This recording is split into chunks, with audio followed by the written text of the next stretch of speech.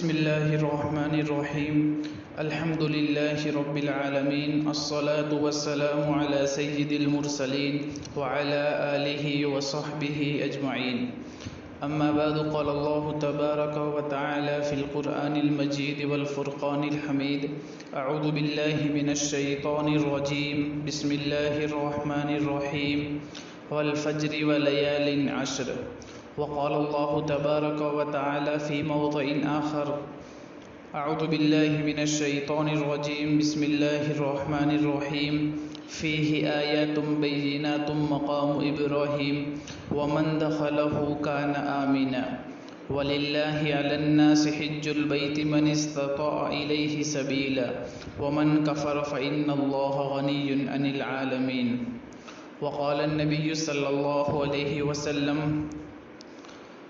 ما من أيام الأمل الصالح أحب إلى الله تعالى فيهن من هذه الأيام يعني أشر ذي الحجة صدق الله العظيم وصدق رسوله النبي الكريم ونحن على ذلك لمن الشاهدين والشاكرين والحمد لله على رب العالمين.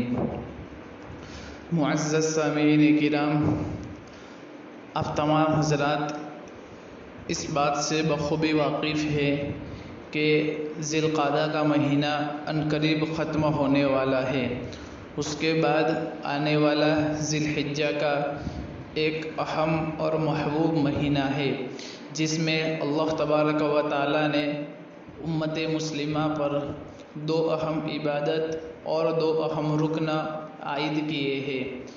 ایک تو حج بیت اللہ اور دوسرا قربانی کا. یہ دو جو اہم فریضے ہیں اللہ تبارک و تعالی نے اسی مہینے میں امت مسلمہ پر مخصوص کیے ہیں.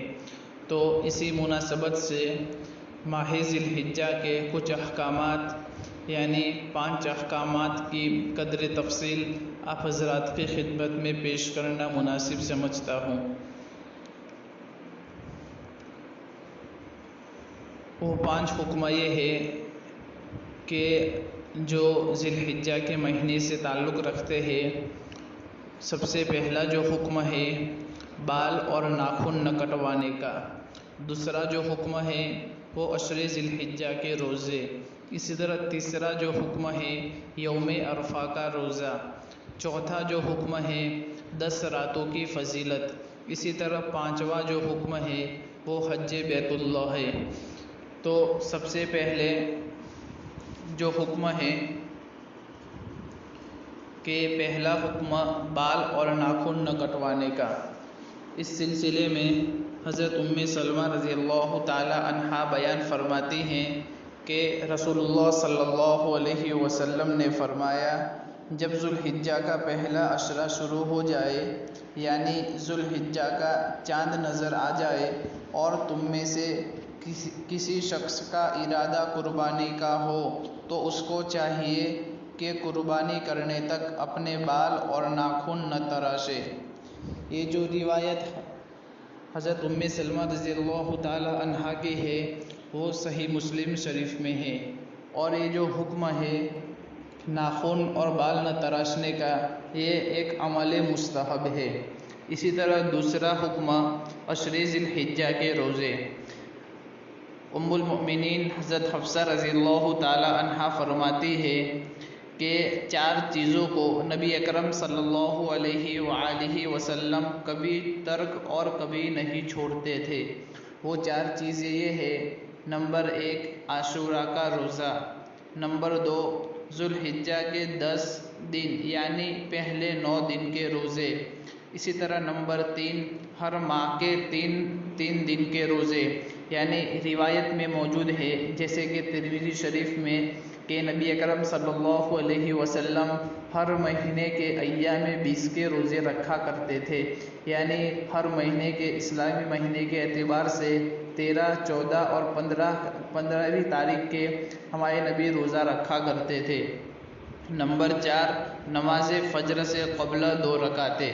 اسی طرح حضرت ابو ہریرہ رضی اللہ تعالی عنہ بیان فرماتے ہیں کہ رسول اللہ صلی اللہ علیہ وسلم نے فرمایا دینوں میں سے کسی دن میں بھی بندے کا عبادت کرنا اللہ تبارک و تعالیٰ کو اتنا محبوب نہیں جتنا عشرہ ذی الحجہ میں محبوب ہے۔ یعنی ان دنوں کی عبادت اللہ تبارک و تعالیٰ کو دوسرے تمام دنوں سے زیادہ محبوب ہے۔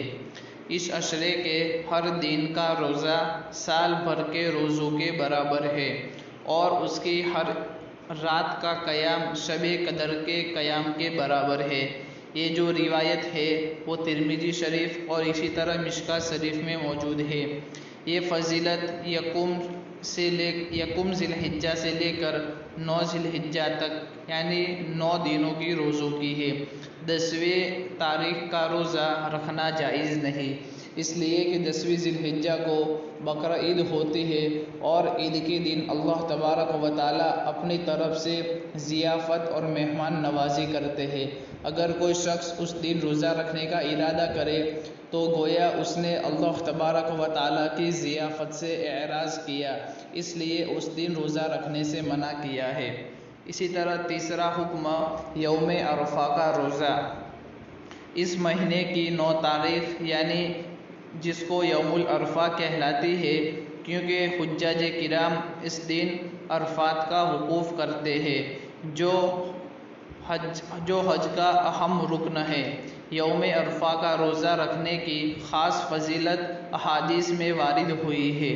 حضرت ابو قتادہ رضی اللہ تعالی عنہ بیان فرماتے ہیں کہ رسول اللہ صلی اللہ علیہ وسلم نے فرمایا، عرفہ کے دن کا روزہ میں اللہ تبارک و تعالیٰ سے امید رکھتا ہوں کہ اس کے بعد والے سال اور پہلے والے سال کے گناہوں کا کفارہ ہو جائے گا۔ یہ روایت بھی ترمذی شریف میں موجود ہے۔ عرفہ کے دن کے روزے کی یہ عظیم الشان فضیلت حجاج کے لیے نہیں، غیر حجاج کے لیے ہے، یعنی جو شخص حج کرنے گیا ہے اس کے لیے یہ روزے رکھنے کی فضیلت نہیں ہے، اس لیے کہ اس دن وقوف عرفات میں اگر کوئی شخص روزہ رکھے گا تو جو اہم رکن ہے اس میں سستی وغیرہ پیدا ہو سکتی ہے، لیکن جو شخص حج وغیرہ کرنے نہیں گیا یعنی اپنے مقام پر ہی ہے تو اس کے لیے یہ روزہ رکھنے کی فضیلت وارد ہوئی ہے۔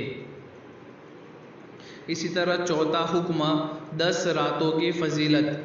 جیسے کہ اوپر بیان کیا گیا کہ اس مبارک مہینے کی پہلی 10 راتوں میں عبادت شب قدر کی طرح فضیلت والی ہے۔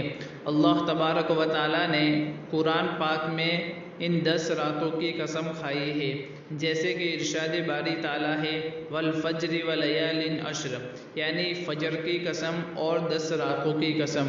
تو اس صورت کے تحت تفسیر جلالین میں لکھا ہوا ہے کہ جس سے مراد 10 راتیں ذی الحجہ کی مراد ہے، تفسیر جلالین میں موجود ہے۔ اسی طرح امام قرطبی رحمۃ اللہ علیہ لکھتے ہیں کہ 10 راتوں سے مراد ذی الحجہ کی 10 راتیں مراد ہے، اور یہی قول ابن عباس رضی اللہ تعالی عنہما، اسی طرح ابن زبیر، مجاہد اور بہت سارے خلف اور سلف میں سے بہت ساروں کا یہ قول ہے، جیسے کہ تفسیر قرطبی میں موجود ہے۔